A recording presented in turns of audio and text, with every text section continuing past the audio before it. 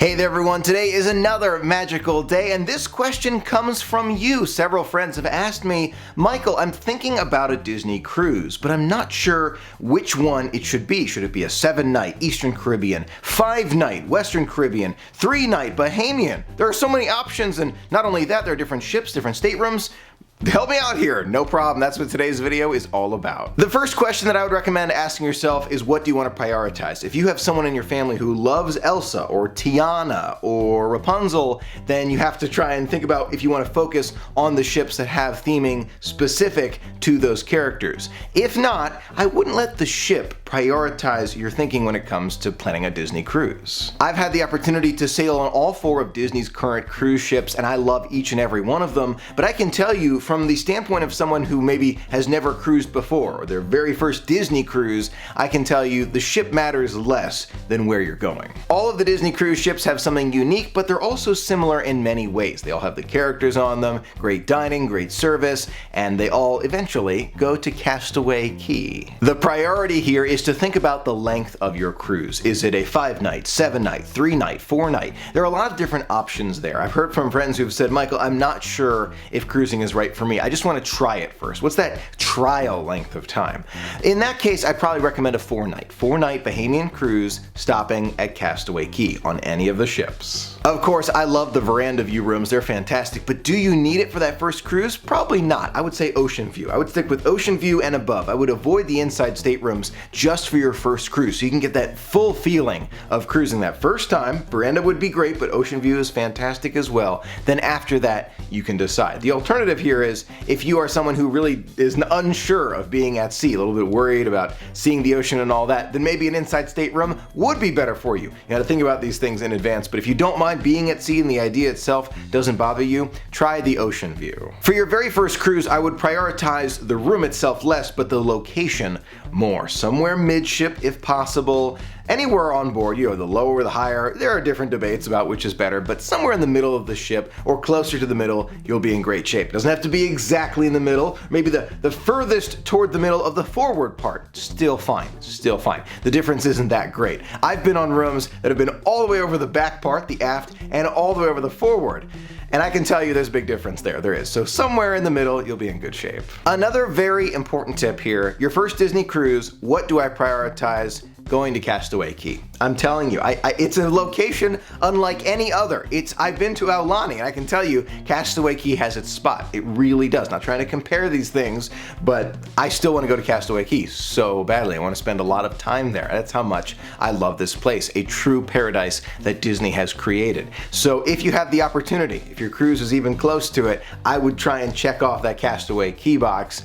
If possible, you want to stop there. Now you may have seen us go to Palo Brunch or dinner at some point on board the Disney cruise. I gotta tell you, Palo Brunch is definitely the winner. It is one of the best I've ever had, but do you need to prioritize something like that on your first Disney cruise? I would say no. I didn't go to a Palo Brunch until my, was it 3rd or 4th cruise that I'd been on, and I didn't feel like I missed out on anything because I wanted to experience so much of just the cruising part, and then I'll get to the extras after that cruising part. So I would recommend for that very first cruise, I wouldn't do the extra expense pieces. I would just kind of focus on what the core of Disney cruising is, then branch out from there as you want to see more. Of course, if you're a big time foodie, then I can recommend Palo Brunch. It is one of the best ever, but other than that, I recommend the core of cruising. Another point that I want to mention here are the photos that you can take on board. They have professional photographers on board, and let me tell you, I trust them with my photos on board every single time. I absolutely love it. For that first cruise, I cannot recommend it highly enough. You want all the digital photos and you want to take as many as possible. Now, if you're not one to take a lot of photos on board, then definitely don't. Definitely don't. But if you do think you'll take a lot of photos, you want to have those family memories, you want to remember that first adventure, behind those backdrops, whatever it is, you're going to want to get that photo package in advance because you do save money on it by getting it before the trip. Next up is early dining and late dining, and there has been a lot of discussion in our community about early dining and late dining. I recommend, if it's just adults, no kids, late dining. Personally, I feel like there are less kids there, it's quieter, you can kind of go from there and go to sleep. But if you have kids with you, then I recommend earlier dining because it's difficult. You know, a lot of kids there and they're going to want to go to sleep or something like that during the meal. It can be more difficult. So I've seen both sides of this, early and late. I prefer late, but maybe you don't like to eat late. Maybe you just want to eat earlier. It's a choice you want to make in advance. An important point here, if you want to get early dining, you have to sign up for it way in advance because most guests prefer early dining. Another important point on your first Disney cruise, do not miss a single show if possible. You want to see all the shows. I'm not talking about the daytime entertainment, which is also great. It is. I'm talking about the nighttime shows, those full stage shows in the Walt Disney Theater that are out of this world. And I'm not much of like a show person, right? I'm not going out and seeing all the Broadway hits. These are unbelievable shows that I cannot recommend highly enough. Next up, don't forget about those costumes and dressing up for the cruise, whether that's a Hawaiian shirt or perhaps Pirate Night attire. Of course, Marvel Day at Star Wars Sea referred to earlier vlogs, but Pirate Night, think about what you want to wear, whether it's just an eye patch, an earring, a pirate shirt, a hook in your hand, whatever it is.